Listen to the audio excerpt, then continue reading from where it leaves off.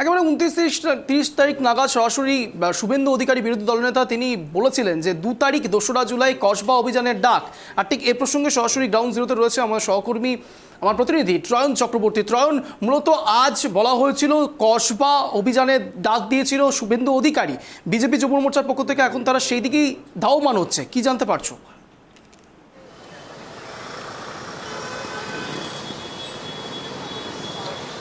দেখো, আর কিছুক্ষণের মধ্যেই কিন্তু আমরা যেখানে রয়েছি এই রাসবিহারী মোড় থেকে কিন্তু মিছিল শুরু হওয়ার কথা রয়েছে এবং বিরোধী দলনেতা শুভেন্দু অধিকারী তিনি উপস্থিত থাকবেন। বিজেপি যুব মোর্চার ডাকের এই মিছিল এখান থেকে সরাসরি কসবায় যাবে এবং সেখানে সভা হওয়ার কথা রয়েছে এবং ইতিমধ্যে কিন্তু এই সভাকে কেন্দ্র করে চাপানুতোর শুরু হয়েছে এবং যেটা আমরা কিছুক্ষণ আগে যখন কসবার দিক থেকে এলাম সেখানেও দেখলাম যে বিজেপির পতাকা যেমন রয়েছে পাশাপাশি কিন্তু তৃণমূলের পতাকাতেও ঘিরে ভরে দেওয়া হয়েছে সেই এলাকা।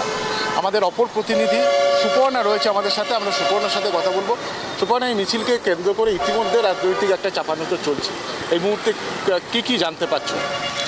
একেবারেই দেখো, যেমনটা জানা যাচ্ছে যে এই মিছিলকে কেন্দ্র করে কিন্তু ইতিমধ্যেই রাজনৈতিক তরজাও শুরু হয়ে গিয়েছে। কারণ জানো, এই মিছিল রাসবিহারী থেকে শুরু হয়ে কসবা অবধি যাওয়ার কথা রয়েছে এবং হাইকোর্টের তরফ থেকে শর্ত সাপেক্ষে মিছিল করার অনুমতি দেওয়া হয়েছে। তবে যেটা বলছিলাম যে রাজনৈতিক তরজা শুরু হয়ে গিয়েছে, যেহেতু আজকে বিজেপির যুব মোর্চার মিছিল রয়েছে সেই কারণের জন্য একাধিক ব্যানার ফেস্টুন লাগানো হয়েছিল এবং সেগুলিকে ছিঁড়ে দেওয়ারও একটা অভিযোগ উঠছে। সেক্ষেত্রে কার্যত এই মিছিল শুরু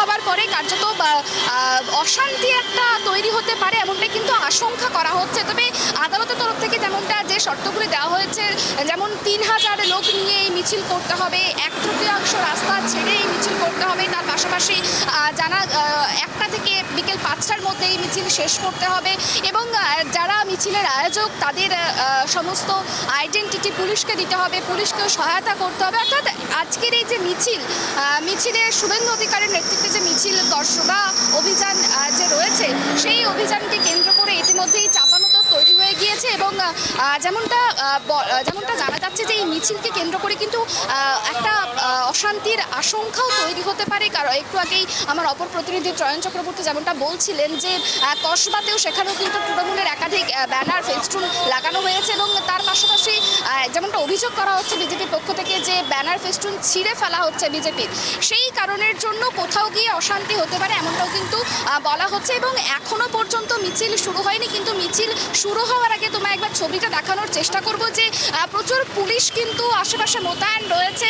যেমনটা নির্দেশ দেওয়া হয়েছে, পুলিশকে সহায়তার কথা বলা হয়েছে এবং সেই কারণের জন্য পুলিশ ইতিমধ্যেই কিন্তু উপস্থিত রয়েছে রাসবিহারী মোড়ে এবং সেখানে কিন্তু যে ছবি তোমাকে দেখাচ্ছি যে পুলিশের পক্ষ থেকেও কিন্তু ইতিমধ্যে প্রস্তুতি শুরু করে দেওয়া হয়েছে এবং মিছিলে যাতে কোনো রকম অপ্রীতিকর কোনো ঘটনা না ঘটে সেই কারণের জন্য কিন্তু তারাও প্রস্তুত রয়েছে। অর্থাৎ হাইকোর্ট যে নির্দেশ দিয়েছে পুলিশকে সহায়তা করার, সেই নির্দেশ কিন্তু তারা পালন করছে বলেই কিন্তু সেই ছবি কিন্তু উঠে আসছে।